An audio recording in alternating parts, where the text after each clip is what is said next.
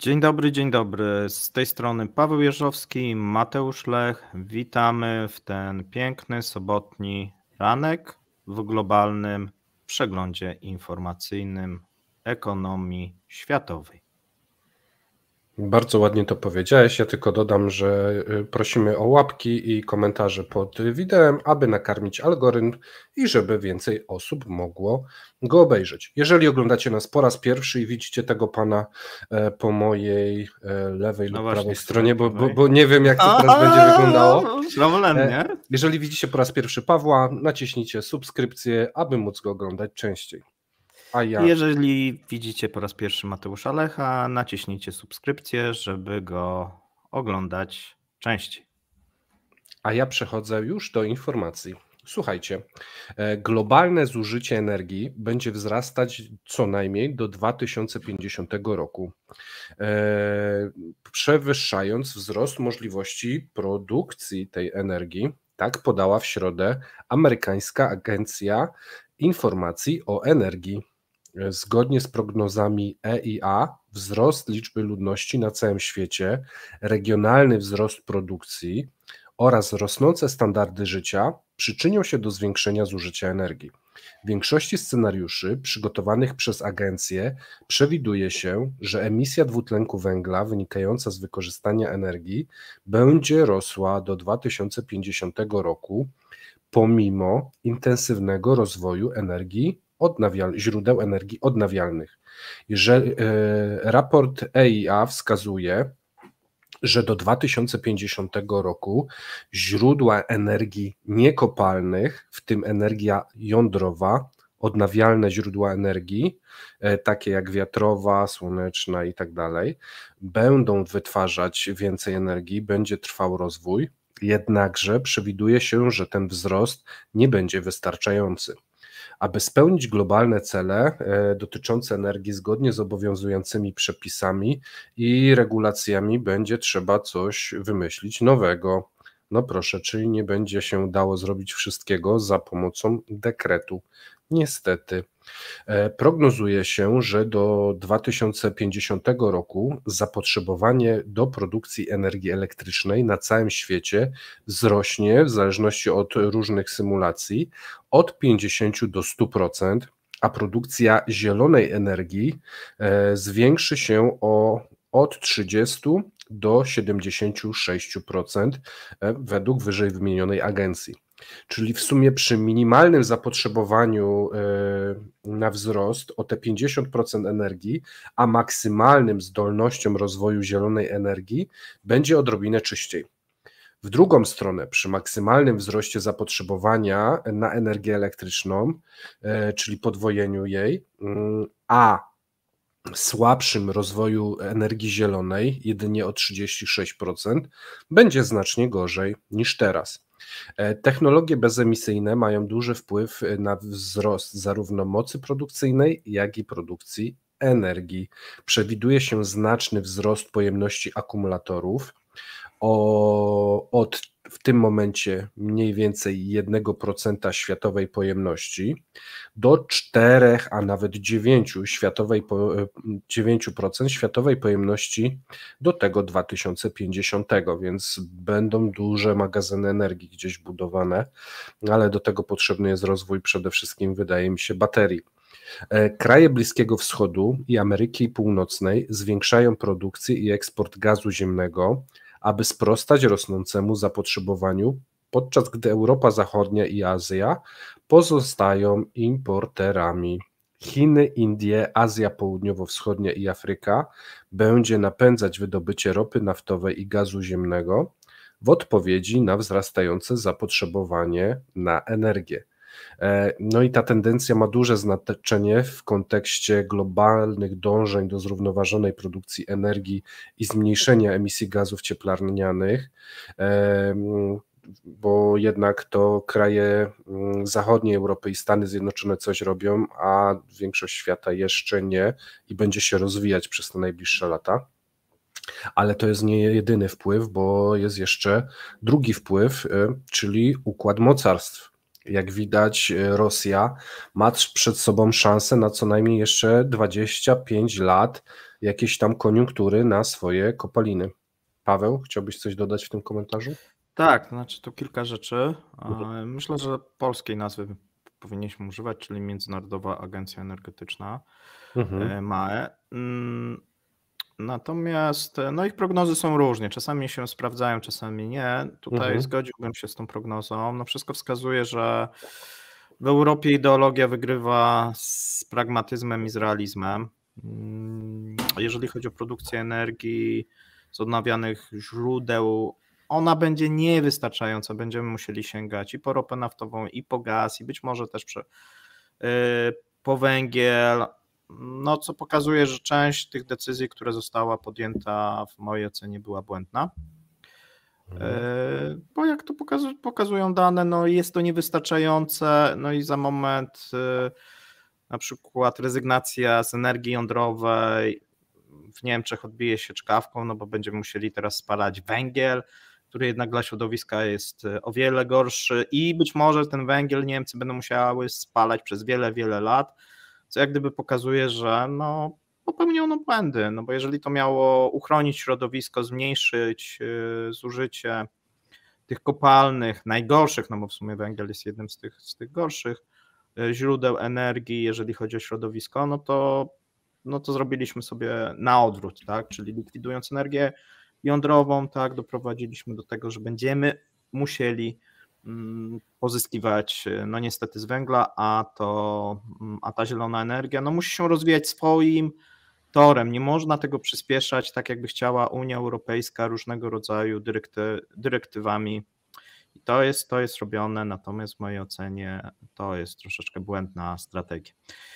I druga rzecz, że będziemy z tej ropy korzystać, no i zobaczymy, co się wydarzy, jeżeli chodzi o listopad. Mamy szczyt klimatyczny. Tam prawdopodobnie będą decyzje, które zobaczymy, które wydaje się, że przyhamują rozwój zielonej energii. Dlaczego? Albo inaczej, nie, że przyhamują, ale pojawią się w końcu nakłady większe na wydobycie ropy naftowej i gazu. Dlaczego? Dlatego, że te prognozy, które wcześniej były zbyt optymistyczne, jeżeli chodzi o przejście na zieloną energię. Nie wyrobimy się, nie w ten sposób i możemy zaklinać rzeczywistość i mówić, że tam temperatura rośnie czy nie rośnie. No w każdym bądź razie to taka zmiana, którą chcemy wykonać, potrzebuje czasu, pieniędzy i też chętnych, tak? No tak jak powiedziałaś, tak, w tym momencie tak naprawdę to jest chętna tylko Unia Europejska do tych zmian klimatycznych, znaczy energetyczno-klimatycznych, żeby zmniejszyć tą emisję, a pozostałe kraje no, będą przechodzić wtedy, kiedy będzie im się opłacać. Widzimy to właśnie na przykładzie czy Chin, czy Stanów Zjednoczonych. One jak najbardziej stawiają na zieloną energię, natomiast musi się to bilansować. Tak, inaczej to wygląda, szczególnie jeżeli chodzi o Azję. Nie? A w przypadku Afryka będzie wybierała najtańsze, najbardziej optymalne. Oni muszą się najpierw rozwinąć, muszą przejść ten cykl, który myśmy zaczęli jako Europa 100 czy 200 lat temu. Jeżeli przejdą, tak, bo tu też jak gdyby zakładamy, że przejdą, a może się okazać, że to jeszcze inaczej się potoczy. Tego nie wiemy. Okej. To z informacji takiej mało optymistycznej przejdźmy do informacji bardzo mało optymistycznej. Tak, no słuchajcie, no nie możemy tego pominąć, nawet w przeglądzie ekonomicznym, ponieważ no to wpływa na globalną gospodarkę. Mamy informacje odnośnie konfliktu palestyńsko-izraelskiego, informacje ze strefy Gazy. Tutaj izraelskie siły obronne wydało oświadczenie wzywające ludność cywilną Gazy do ewakuacji na obszary południowe, czyli z tego miasta Gaza, tak, żeby się te osoby przeniosły na południe. Ze względu na swoje bezpieczeństwo. Poproszono cywilów, aby nie zbliżać się oczywiście do granicy z Izraelem i według danych na taką relokację przewidziano 24 godziny, czyli my jak będziemy, tak myślę, to zostało ogłoszone, no myślę, że w sobotę teoretycznie ta ludność powinna zostać powinna się przesunąć. Natomiast my mówimy o ponad 1 milionie Palestyńczyków, czyli ponad milion miałoby w 24 opuścić domy i się wynieść, tak, z miasta Gaza.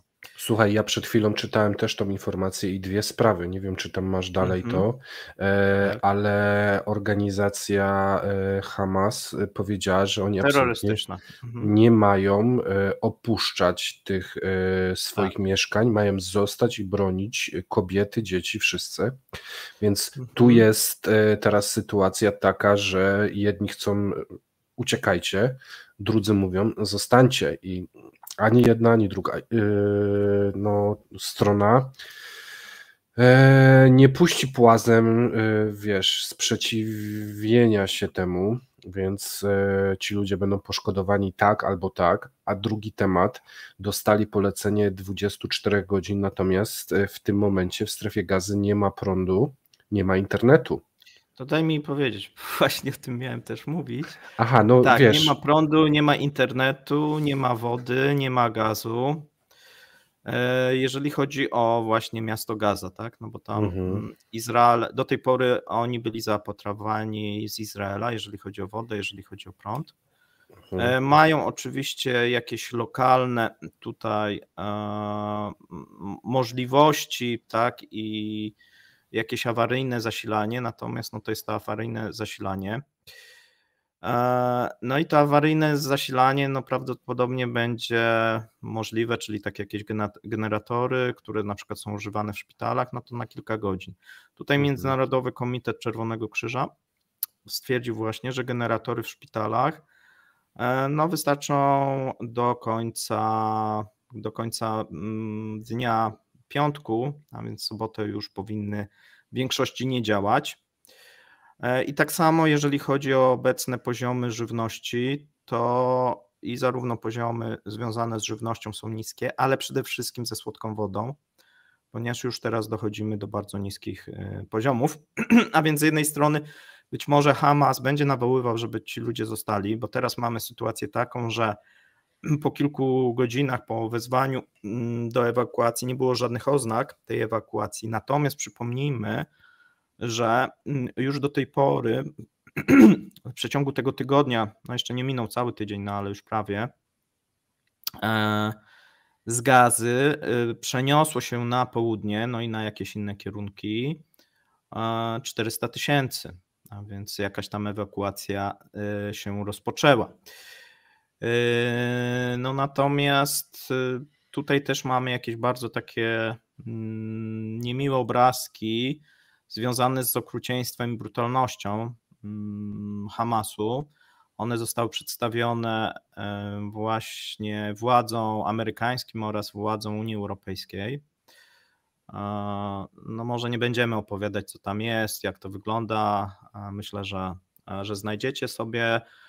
Natomiast wygląda to bardzo, bardzo źle i dotyczy również, te obrazki dotyczą jakichś morderstw, które były dokonywane na dzieciach. Tak, bardzo brutalne. Słuchaj, jest jeszcze bardzo brutalne. I teraz jak to wygląda zewnętrznie? Jest jeszcze jeden temat odnośnie strefy Gazy. Słuchaj, bo tego chyba jeszcze nigdzie nie było. A teraz sobie uświadomiłem, jak mówimy o tym wyłączeniu prądu.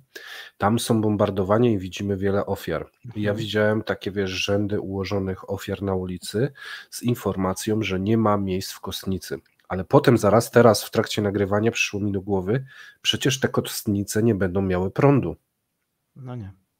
Przecież te wszystkie ciała zaczną się rozkładać i epidemiologiczny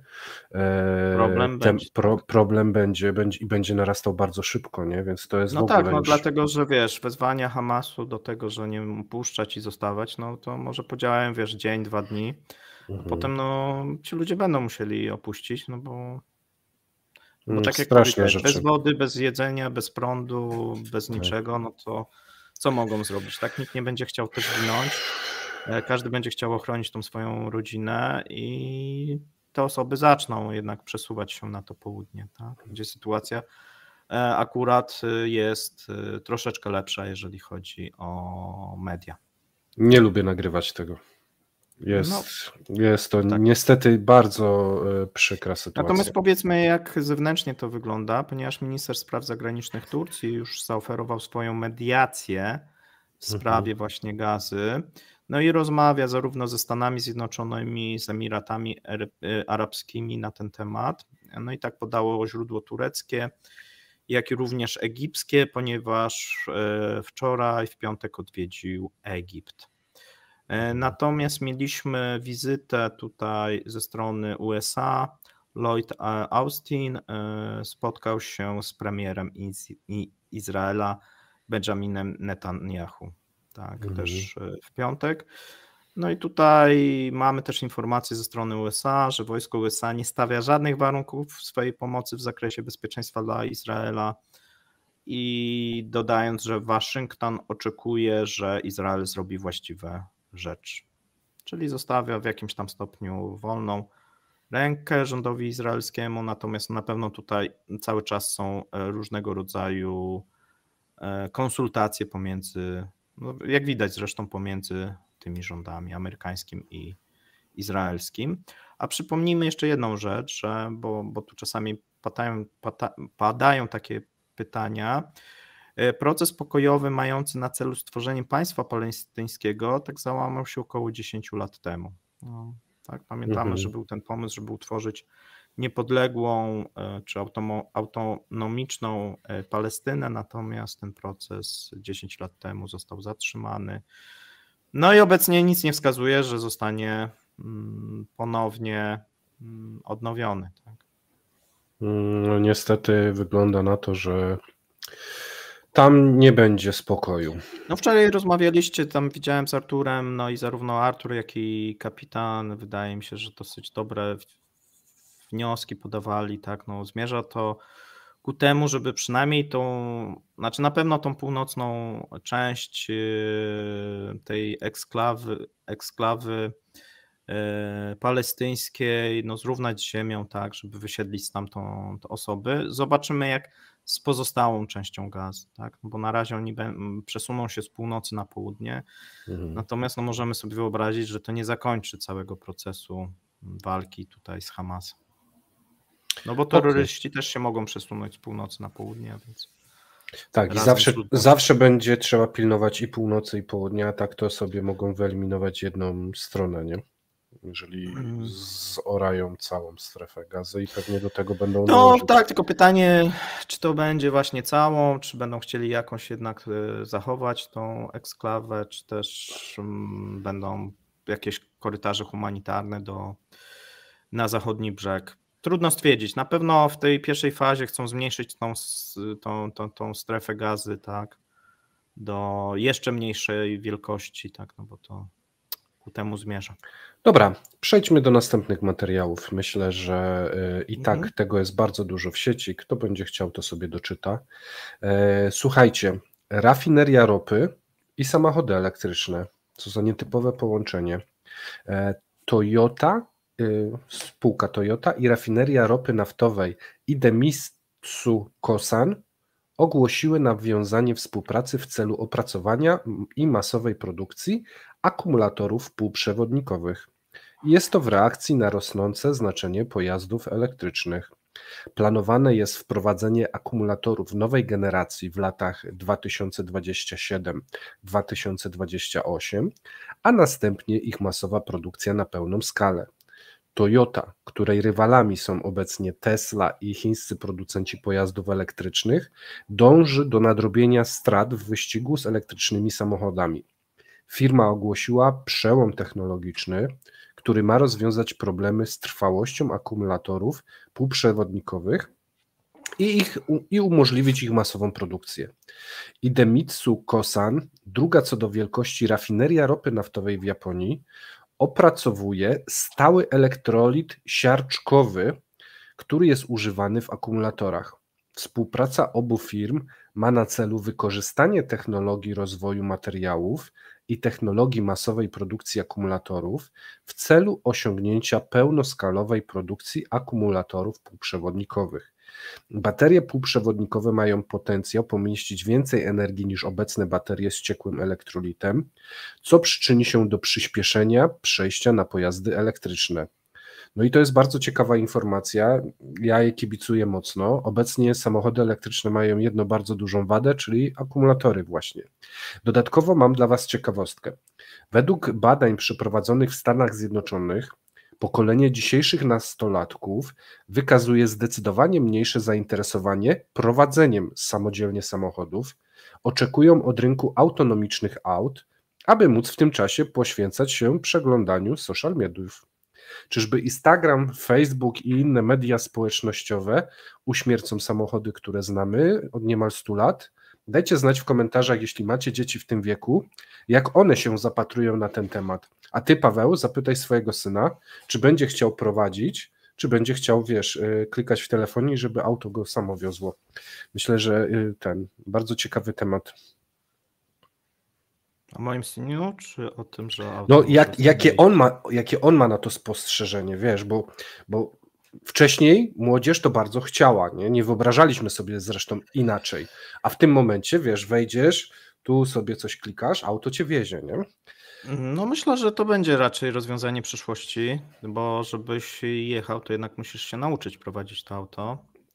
A to wymaga jakiegokolwiek zaangażowania, które w tym To zaangażowania, czasu, no a jeżeli większość aut będzie, no znaczy na pewno będą auta, którymi będziesz mógł jeździć, natomiast to będą bardziej dla hobbystów, a większość, no będzie produkcja masowa, że one same będą jeździć, tak? No bo, a osoby, które będą chciały, no to sobie będą mogły, tak jak teraz, wybrać jakiś tam silnik, wybrać to, wybrać tamto, zapłacić 3 razy więcej niż ten masowy samochód i wtedy sobie będą mogli jeździć. No jeszcze oczywiście będą musieli się tam nauczyć. Myślę, że te przepisy będą coraz bardziej rygorystyczne, żeby wpuścić tego człowieka w ten system, a więc to też nie będzie takie proste. Tak? To trochę jak z dostępem do broni będzie, Myślę, że to w tym kierunku. No niestety, tak to wygląda jakoś. Mam tutaj czarną wizję. I pamiętaj, jak było z wejściem telefonów komórkowych. Tak. Jak to szybko ten postęp nastąpi. Tak, myślę, że szybko nastąpi, tak? Myślę, że już jeszcze za naszego życia, tak się wydaje. Tak się wydaje. Okej. Czyli przechodzimy do następnego tematu. Tak, a jeszcze mam pytanie do ciebie, bo ludzie pytają o tą czekoladę, czy chciałbyś jakoś się do tego ustosunkować? To jest temat wtorkowy. Ludzie, dajcie spokój na poważnych odcinkach z tematem czekolady. Mój apel w tym momencie. A wszyscy, którzy nie wiedzą, o co chodzi, zapraszamy na nasz wtorkowy satyryczny odcinek, bo temat się przewija od wtorku cały czas. Komentujcie, zachęcajcie, dopingujcie Mateusza. Może we wtorek będziemy mieli jakiś happening się to mówi? Chyba tak, no ale nie wiem, będzie jadł tą czekoladę. Słuchajcie, jest szansa. Słuchajcie, przejdźmy do następnego tematu. W Chinach wciąż stagnacja i presja deflacyjna. Ceny towarów konsumpcyjnych w Chinach pozostały bez zmian we wrześniu, co dowodzi obecności presji deflacyjnej, a wskaźnik cen producentów PPI nadal spada. Wynika tak z danych Narodowego Biura Statystycznego. Indeks cen towarów konsumpcyjnych CPI nie wzrósł w porównaniu z ubiegłym rokiem, pozostając na poziomie 0 i nie spełniając oczekiwań wzrostu, a oczekiwania były, że będzie chociaż wzrost 0,2%. Wzrost CPI wyniósł 0,1% w sierpniu. Roczna inflacja bazowa, wyłączając ceny żywności i paliw, wyniosła zaledwie 0,8%. Zgodnie z danymi jeszcze z sierpnia. Tymczasem indeks cen producentów PPI spadł o 2,5% w porównaniu z ubiegłym rokiem, co oznaczałoby już 12 z rzędu miesiąc spadku, choć tempo spadku spowolniło w porównaniu do sierpnia, gdyż ekonomiści przewidywali ten spadek o 2,4%. Słabe dane inflacyjne z Chin odzwierciedlają obawy co do trwałości chwilowego chińskiego ożywienia gospodarczego, o którym chyba wspominaliśmy jakiś czas temu, że były takie małe sygnały. Międzynarodowy Fundusz Walutowy obniżył w ostatnich dniach swoje prognozy wzrostu gospodarczego dla Chin w tym i w przyszłym roku, co tłumaczy kryzysem na rynku nieruchomości i słabym popytem zewnętrznym. Chiński sektor nieruchomości nadal nie wychodzi z głębokiego kryzysu, pomimo wsparcia rządowych środków polityki gospodarczej. Choć w okresie ostatniego święta Kuan Ming i Dnia Narodzenia odnotowano niewielki wzrost ruchu turystycznego wynoszący odrobinę ponad 4% w stosunku do wyników sprzed pandemii, to jednak nie spełnił on oficjalnych prognoz. Chiny w ostatnich miesiącach prowadziły szereg środków polityki gospodarczej mających na celu pobudzenie kulejącej gospodarki, która zwolniła po zakończeniu pandemii, no i jakoś nie potrafi się rozwinąć. I tu, Paweł, chyba masz coś do dodania jeszcze. Tak, bo słuchajcie, to jest jak gdyby nie koniec tych informacji z Chin, bo mamy też informacje dotyczące eksportu i importu, które w mojej ocenie są najistotniejsze, jeżeli chodzi o ten kraj, jak i wiele krajów, bo to pokazuje, w jakim miejscu jesteśmy. I tutaj mamy pewne podobieństwo do tego, co powiedziałeś, czyli eksport we wrześniu spadł o 6,2 w porównaniu z ubiegłym rokiem, ale w sierpniu mieliśmy większy spadek, czyli było 8,8. Czyli można powiedzieć, że teoretycznie minimalnie być może, ale być może coś zaczyna się poprawiać, no bo spadek jest teoretycznie mniejszy. Natomiast dane te zostały poparte nowymi zamówieniami eksportowymi w oficjalnym badaniu fabryk 2 tygodnie temu, które wykazało pewną poprawę w stosunku do zeszłego miesiąca, częściowo z powodu, no i właśnie, z jakiego powodu? Z powodu szczytowego sezonu wysyłkowego produktów świątecznych i korzystnych, no właśnie niestety efektów bazy, czyli no trzeba by tutaj jeszcze odjąć ten efekt bazy, no i wtedy już tak pięknie to nie wygląda. Jeżeli spojrzymy sobie na kierunki eksportowe, to eksport Korei Południowej do Chin, czyli to jest taki wiodący wskaźnik chińskiego już tym razem importu, spadł we wrześniu, czyli znowuż niekorzystna informacja, ale najwolniej od 11 miesięcy. I dlaczego to jest istotne? Dlatego, że tam są półprzewodniki, które stanowią większość tego handlu i sygnalizują tutaj rosnący apetyt lub nadal mały apetyt chińskich producentów na komponenty do reeksportu gotowych towarów. Czyli mamy sytuację, jak dla mnie, troszeczkę podobną jak z ropą naftową, czyli jest chęć tutaj, żeby produkować więcej, natomiast jeszcze tego nie widzimy, jeszcze nie widzimy tych, albo w małym stopniu widzimy zwiększenie tego całkowitego eksportu, no bo żeby eksportować, no potrzebne są to bardzo często właśnie te przewodniki. A mamy już prawie połowę października, to ten rok już chyba można spisać na straty, jeżeli chodzi o Chiny, nie? Raczej tak. Zaraz do tego dojdę. No tutaj słusznie zauważyłeś. Tutaj rzecznik Generalnej Administracji Ceł powiedział na konferencji prasowej w piątek, że handel Chin nadal stoi w obliczu złożonych i poważnych problemów zewnętrznych. No jeżeli teraz spojrzymy na chiński eksport do krajów, no w tym momencie najważniejszych, czyli nie do Rosji, nie do Stanów Zjednoczonych, nie do Europy, tylko do krajów południowo-wschodniej Azji, no to w tym momencie te kraje jak gdyby łącznie są największym partnerem handlowym Chin i przekroczyły i zarówno Europę, jak i Stany Zjednoczone w zakresie handlu, no to tutaj ten eksport niestety skurczył się we wrześniu bardziej niż w sierpniu. No i to może martwić, tak? Bo tutaj jest to ten najbardziej istotny kierunek, no, który też nie jest aż tak silnie obarczony jakimiś napięciami geopolitycznymi, tak? No bo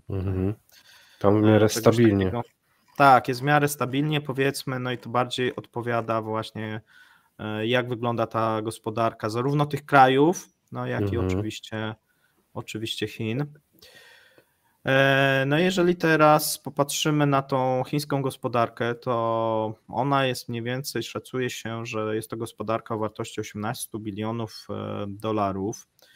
No to widzimy, że ten impet i ten rozwój to od drugiego kwartału no cały czas jest dosyć słaby, bo po krótkim odbiciu w pierwszym kwartale, po tym odbiciu po-covidowym, które w Chinach akurat nastąpiło później, no to mamy cały czas, można powiedzieć, pewną stagnację, co skłoniło chińskich decydentów do wprowadzenia kilku środków w celu wsparcia ożywienia gospodarczego w obliczu dosyć poważnych problemów, czyli problemów na rynku mieszkaniowym, wysokiego bezrobocia wśród młodzieży i rosnącej presji na spłatę zadłużenia lokalnego. Tam jakiś czas temu w live mówiłem, jak to wygląda i te problemy. Zrobiliśmy, słuchaj, nawet przypomnę, zrobiliśmy czwartkową kolację poświęconą całą tematowi Chin. 2-godzinny materiał. Zapraszam do odszukania sobie,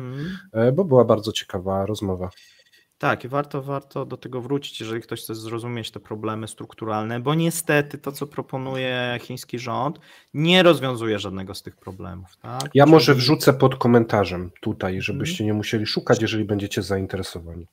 Czyli mamy jakieś działania i teraz będziemy mieli nowe działania, ponieważ Chiny rozważają emisję minimum biliona juanów dodatkowego długu państwowego, pomimo olbrzymiego zadłużenia, na finansowanie projektów infrastrukturalnych, ponieważ Pekin przygotowuje się do wprowadzenia nowej rundy bodźców, czyli to, co do tej pory zaproponowali, różnego rodzaju też inwestycje, troszeczkę luzowanie tej polityki pieniężnej, nie zadziałało. Próbują wprowadzić 137 miliardów dolarów, to jest mało.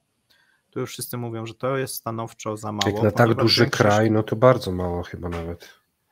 No nie, no wiesz, no jednak to jest dużo, no jakbyśmy powiedzmy w Rosji uruchomili 137 miliardów albo w Polsce, no to byśmy dosyć mocno... Nie no, w Polsce, no to, ale Polska tak. Ma 38 milionów ludzi i terytorium też znacznie mniejsze, nie, to wiesz. Tak, natomiast w przypadku Chin wydaje się, że jest to za mało.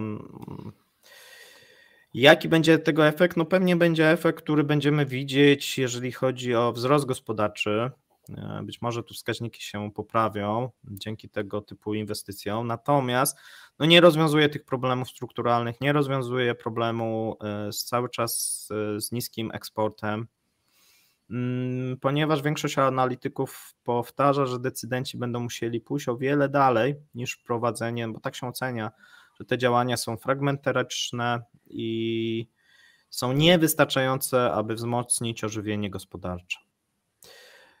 No i tutaj też mamy wypowiedź pana Roberta Carnella, którą chciałbym przytoczyć. On powiedział, że cokolwiek pojawi się w Pekinie w nadchodzących miesiącach, prawdopodobnie nie będzie to wystarczająco szybkie, aby dokonać znacznej zmiany w 2023 roku. Czyli powiedział to, co ty.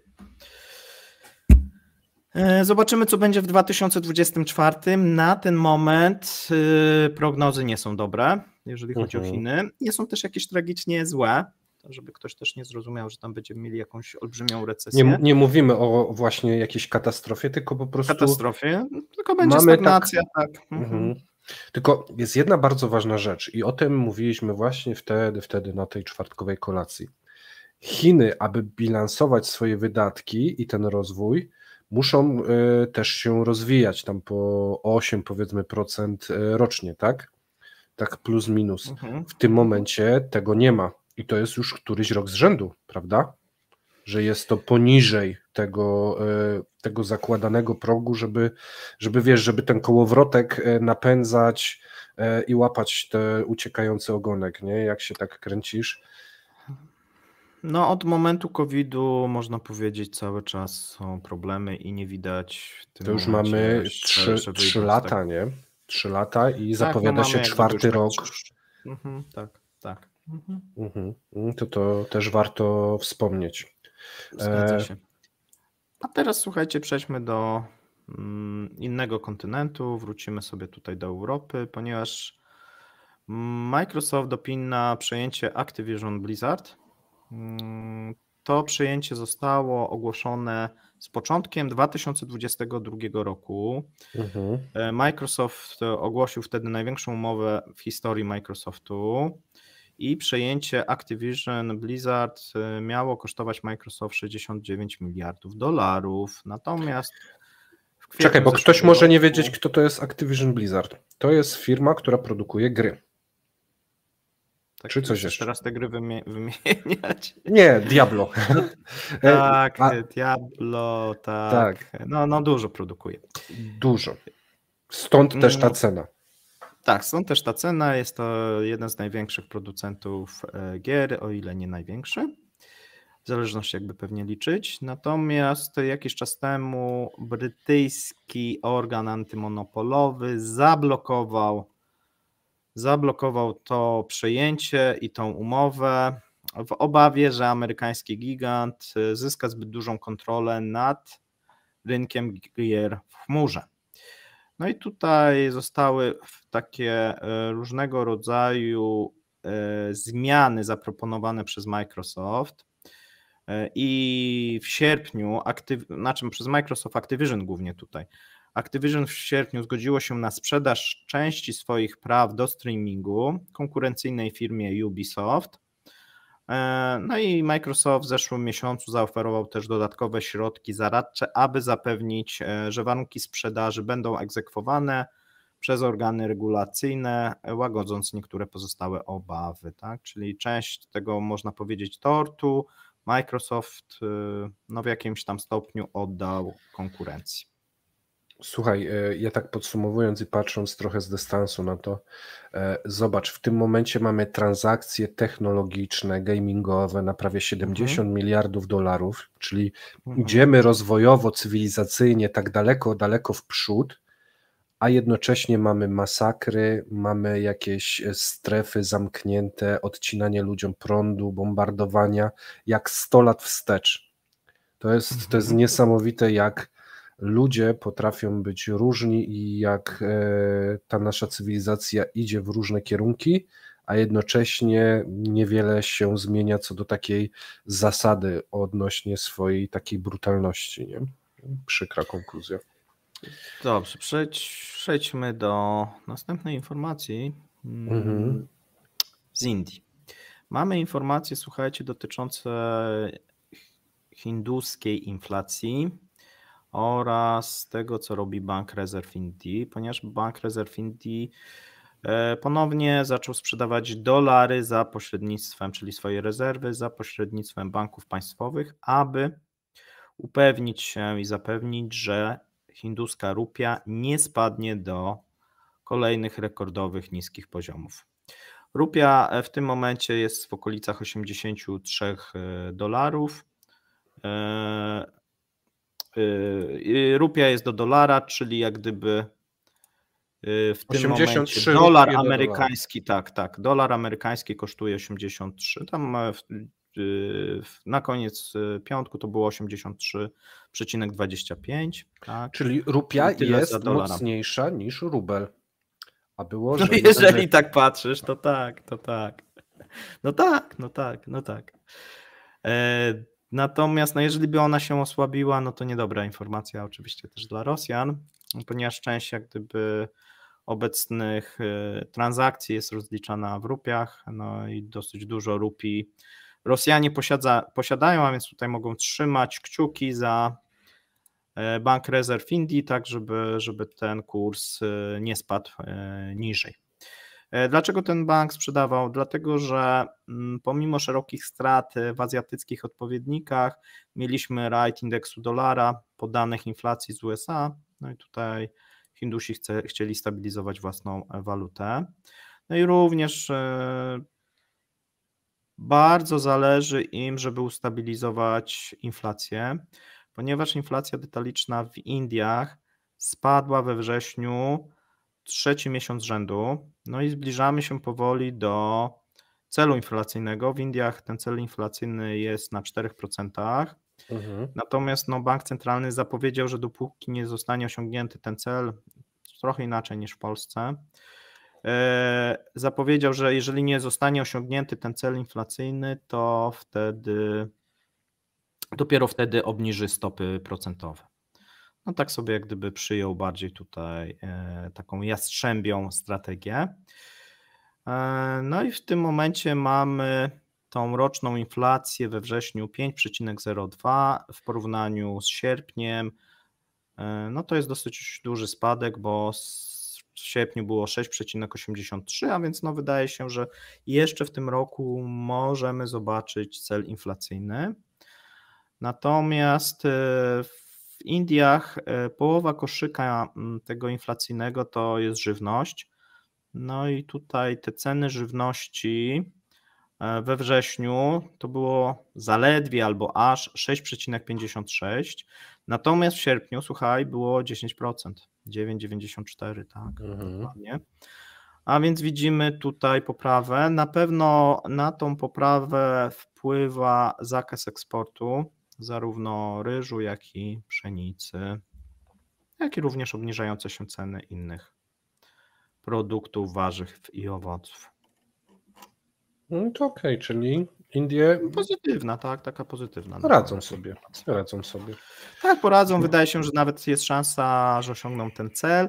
Tutaj największe obawy są w stosunku do ropy naftowej i paliw, no natomiast no jeżeli na świecie sytuacja nie wyeskaluje, no to te ceny paliw nawet do końca roku mogą się obniżyć.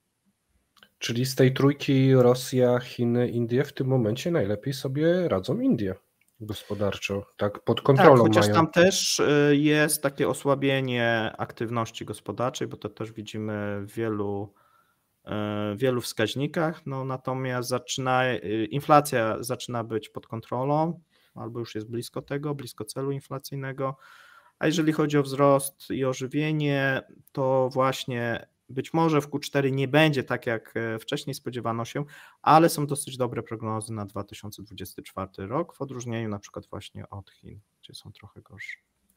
No i okej. Myślę, że tym optymistycznym akcentem możemy zakończyć. Słuchajcie, ja już w weekend się nie pojawię, natomiast wieczorem najprawdopodobniej Paweł zawita ze swoim live'em. Właśnie nie wiem, jeszcze live'a chyba nie będzie, zastanawiam się, ponieważ mamy ciszę wyborczą, nie chciałbym, żeby ktoś zakłócał nam na czacie czy w komentarzach. Aha, no tak, no to może. Ale zobaczymy. Mogę oczywiście banować te osoby od razu, więc prośba, jeżeli ktoś miałby jakieś pomysły, jakoś tam wypróbował, no to musi się liczyć od razu z natychmiastowym banem, niezależnie co napisze. Dobra, to dobrze. Miłego. W takim razie trzymajcie się. Cześć.